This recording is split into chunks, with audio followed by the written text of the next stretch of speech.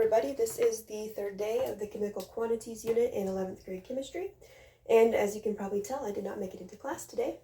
This is a video that I recorded earlier, and I will be using the board at my house because this unit takes a lot of board space.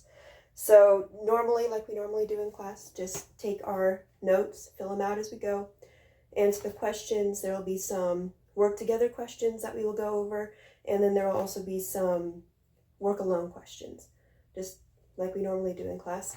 When you need extra time, just pause the video and then restart it when you are done completing your work.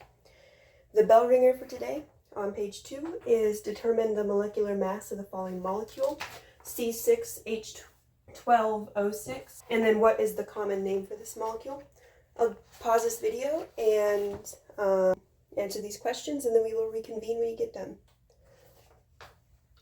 So to figure out the molecular mass, you have to first determine how many of each there are in this molecule.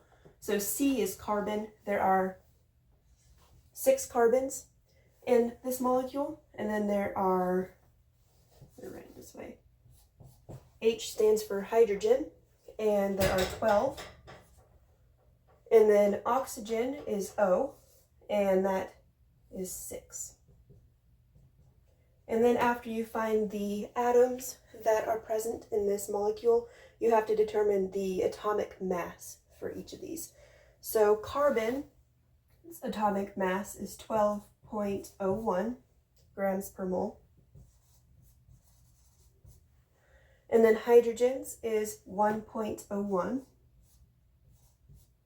grams per mole. And then oxygen is 16. We just round oxygen. 16 grams per mole. So then you have to multiply this out. 6 times 12.01 is 72.06 grams per mole.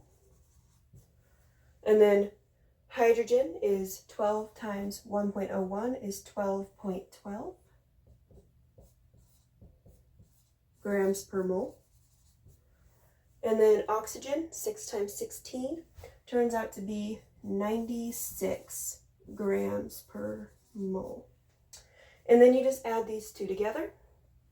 Add these 3 quantities together, and then you end up with 180.18 grams per mole. And this molecule's common name is glucose. You might have heard of it in the photosynthetic pathway in biology class. So today we are going to be going over percent yield and the empirical formula that goes along with that, and also percent yield. Percent composition and the empirical formula and percent yield. So turn to page 4. We're going to go over some review.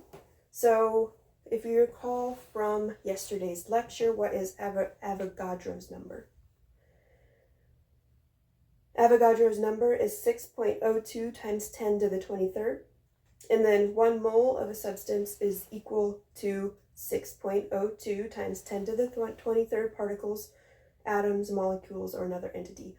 And another thing we learned yesterday is that 1 mole is also equal to 12 grams of carbon. So more review, we did this on the first day of class for this unit.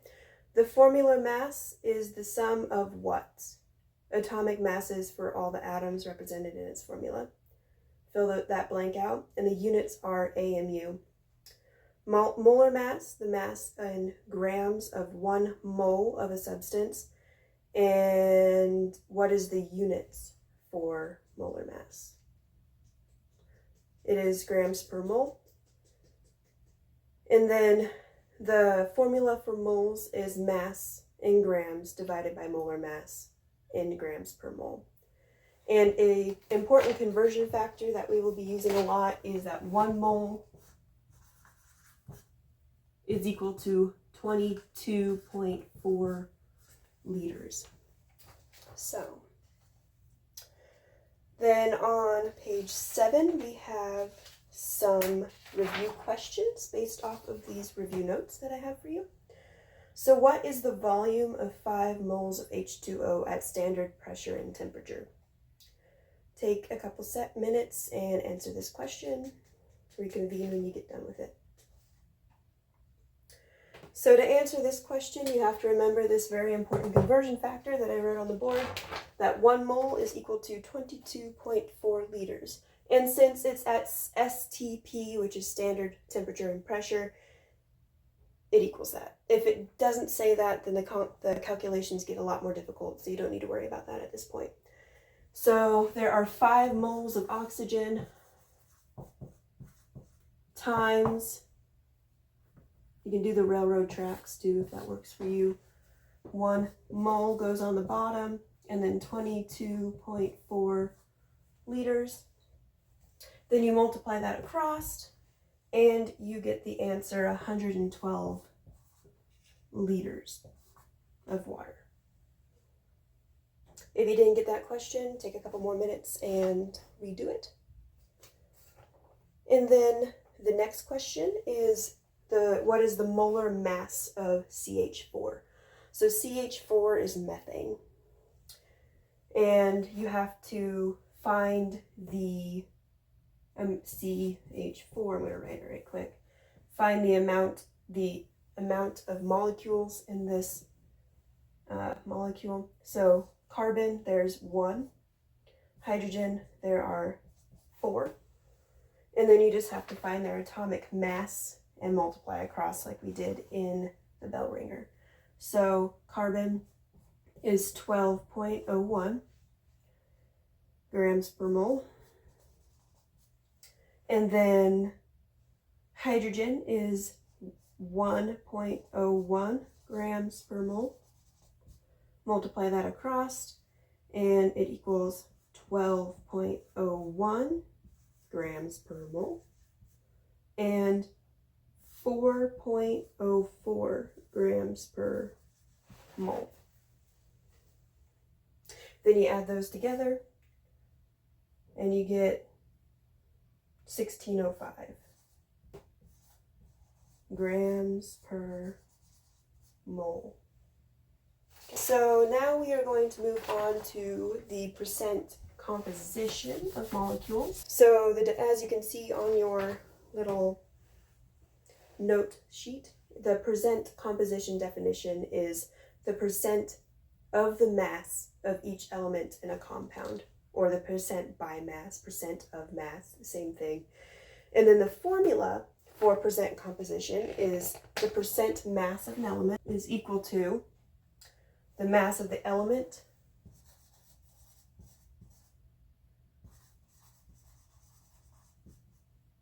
divided by the total mass of compound times 100. So now we are going to move on to some example questions, just so we can practice a little bit. So the first one is the percent composition of each atom of SO2, sodium or sulfur oxide.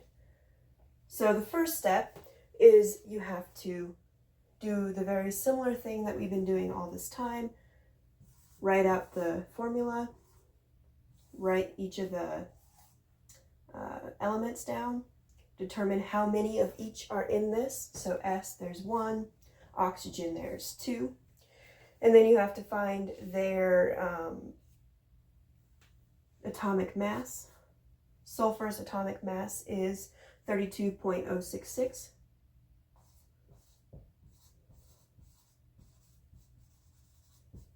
And then oxygen's is 16, because we just normally round that one. Oh. And then you multiply across. Sulfur is going to equal the same thing, 32.066. And then oxygen is going to be 32.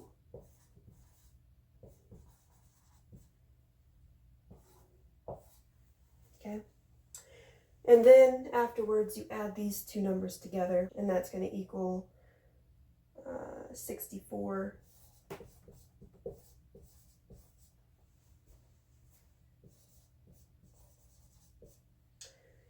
And then you take each of these quantities and divide them by the total quantity. So the percent composition of sulfur is going to be 32.066. And I always write the atom or the element afterwards so that you can keep track of them.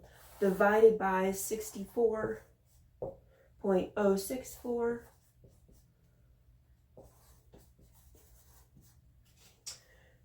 times 100. So I'll give you a couple seconds to put that down on your calculators and figure it out. So 32.066 divided by 64.064 equals 0.5005, and then you multiply that times 100 and you get 50%. 50.005%. Just like that. And then you do the same thing for oxygen. And a good check for this when you get done is if this one and the oxygen's percent composition equal to 100. If they don't, you did something wrong. So 32 grams per mole of oxygen divided by 64.064, and that equals 0.4995, and then you multiply that by 100 and you get 49%. And do those equal 100%? Yes, they do. So you did the problem correctly. And then we also have another thing that you can do with percent compositions, and that is figuring out the empirical formula of a molecule from the percent composition. So we are going to go work through a problem together. So you have a molecule that is 32.38% sodium in A, 22.65% sulfur, and then 44.99% oxygen. So the first step is you assume that there is always 100 grams of the molecule total. So a easy way to go about that is, since the percentages equal 100%, you just pull these down and create masses out of them. So that means that there's going to be 32.38% or grams of sodium. There's going to be 22.65%, darn it, grams of sulfur, and then there's going to be 44.99 grams of oxygen present in this molecule. And then you have to do the same thing where you find the atomic mass of each of these elements in the molecule and multiply it. So sodium, it is 22.99. Wait a second. Yeah. Grams per mole. Oh, I'm going to do that differently. The atomic mass is 22.99. For sulfur, it is 32.01 grams per mole. And then for oxygen, it is 16, like it's always been.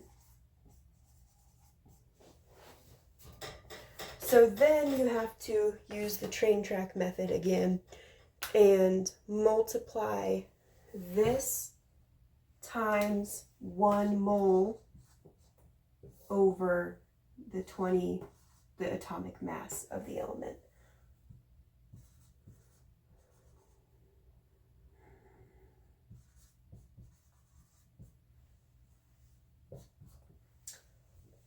So then that creates a small number with a decimal.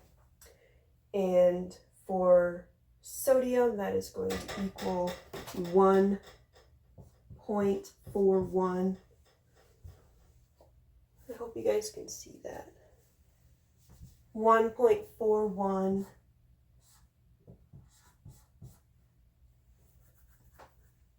And then for sulfur, it's going to be 22.65 grams of sulfur times 1 mole over its atomic mass, which is 32.01.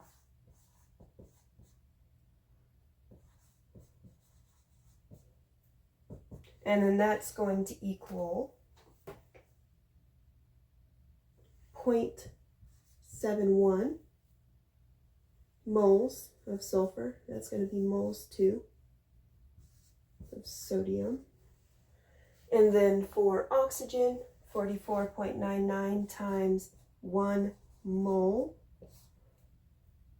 over 16 grams. And that's going to equal a larger number than the rest of them, 2.81 moles of oxygen. And then the final step of this is you have to figure out which of these answers is the smallest number. In this case, it is sulfur. So you take the rest, each of these numbers, so 1.41, and divide that by the smallest number. And that's going to equal around 2. Yes. And then for, you have to round to the nearest whole number. So if it's like 1.99, you round to 2. If it's 2.01, you round to 2. And then for oxygen, it's 0.71 divided by 0.71, which equals 1. And then for oxygen, it's 2.8 divided by 0.71, and that's going to equal 4, if I remember correctly. Yes. So then each of these numbers determine the amount, the number of atoms of this element that are in that molecule. So there are going to be 2 sodiums in this molecule. There are going to be 1 sulfur in this molecule, and there's going to be 4 atoms of oxygen in this molecule. And then you just write the chemical formula, or the empirical formula. So Na, 2, with a little subscript, sulfur, S1, which you don't need to write that. And then oxygen is O, 4. And that is your empirical formula. So, I also have a couple more examples to work through that we get a little better with it. So we are going to go back to the first thing we learned about, which is just the plain old percent composition of a molecule. And this time we are going to do K, potassium, manganese, and oxygen. That's a very funky N. Okay, so what's the first step? You have to write the K. You have to do this. And then you have to determine how many of each element there are in this. K, there's 1. And manganese, there's 1. And oxygen, there's 3. And then you have to find their atomic mass, which potassium is 39.